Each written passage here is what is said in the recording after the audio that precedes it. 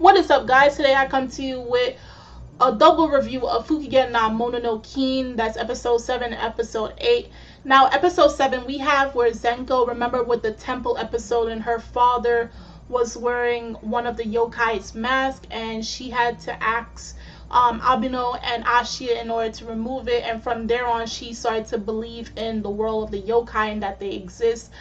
Also, the fact that she attends her school, I think either she's a first year or second year, but that doesn't matter. But remembering from the last episode, episode 6, at the ending, when they had to find that ring for the old lady, we heard this voice saying, "I found you," and then we saw this paw print and it disappeared. Now, actually, this voice belonged to some type of fox yokai, and this yokai knows Abeno from years back. So this yokai has bitten Zenko and left a mark on her that caused her to start seeing yokai, and he said he wouldn't remove it until they play with him. So after their classes are done, they go to Zenko's temple in order to play hide and seek with this fox. Of course, Abeno and Zenko were already there. They were playing hide and seek for how long? Because Abeno found the fox about 20 times, Zenko didn't, and Ashia just arrived there. So they're trying their best to continuously play with him, even though he said, "Once you find me in hide and seek, I'll remove the mark." So Abeno gave them advice saying the best way to find him is trying to, try to sense this yokai, because no matter how close they get to him, they can't sense him. That's the first time Ashia is not able to sense nor see a yokai when it comes out of nowhere. Eventually they group up with each other, and they're talking about a plan of, like, once they catch this yokai, they'll be able to send it back to the underworld. They'll do exorcism and they'll send it back to the underworld, because they see it knows Abeno, but we don't know why it wants to play with Abeno. It's trying to make Abeno try to remember it, and at some part it almost seemed like a malicious type of yokai, something that we have not seen as of yet. And actually, that Abeno that was speaking was actually the yokai itself, and how Ashi was able to figure that out was because he used the word servant and fuzzy. He doesn't call our fuzzy, he calls it hairball, and he doesn't call Ashia a servant, like, the servant for the Mononokean. He actually calls him his employee. The interesting thing about this episode was we found out that, of course, there was a master before Abeno, and this master went by the name of Ao, and he died. And then we see where this yokai that goes by the name of Yahiko, he transformed into a bigger version of himself, and he looked like he was ready to attack Abeno. And he's like, "So I was hearing rumors that you were the one that killed the previous master. Why could you not stay as a servant?" And actually, Abeno has been interacting with yokai since he was 7 years old, and when he was 7, he was a servant to the previous Mononokean Master.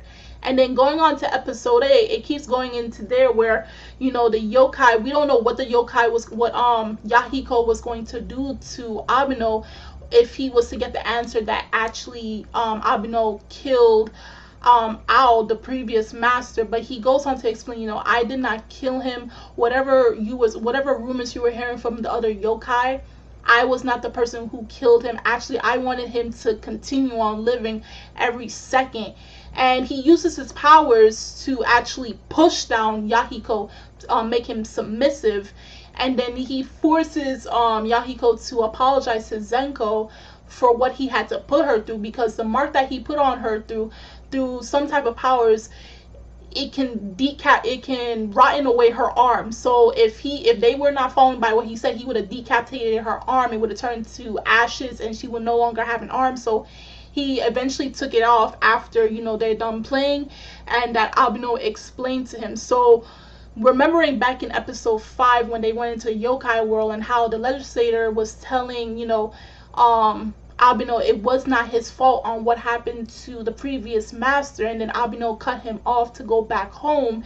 Now we get a reason. We know who the previous master's name was, and we know a little history on Abeno.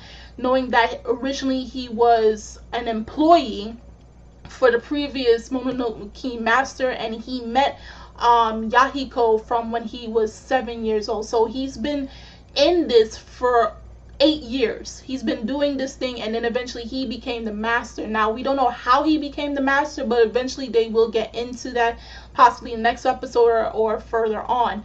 In this episode we have a new yokai by the name of Jomatsu. It's kind of like a bird-like yokai. It's the size of a little bird, and it's trying to get Abeno and Ashia to help him find the princess by the name of Princess Anmo. She's also a bird-like yokai, and he tells Ashia that she's hidden in her shell. Anytime she falls in love with mundane the human world. She falls in love with humans, she falls in love with cat, dogs, jet planes. She falls in love with anything, and because the human world cannot see the yokai, not even animals itself, possibly they may be able to sense it, but they cannot see them, she ends up heartbroken many times and over, and then she puts herself in a shell, but eventually she does break her own shell and come out within a few days time. But Jomata explained that she's been heartbroken so badly that she's been in her shell for over a month, and each day the shell continuously gets bigger.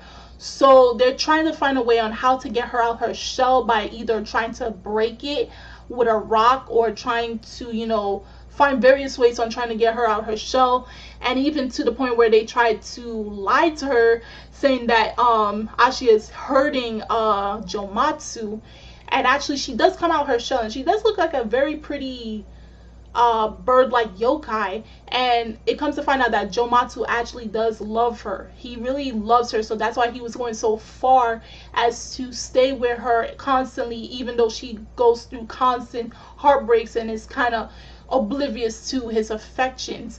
And by the end of the episode, even though she confessed her feelings to Jomatsu, she goes on having new feelings now once Abeno came into the scene, and the minute she saw him, she fell in love with him. And originally these two are supposed to be sent to the underworld, but now it's going to take a little longer than that, so it ends off with her finding a new love interest within the span of a second. Yeah, this yokai is she's pretty interesting.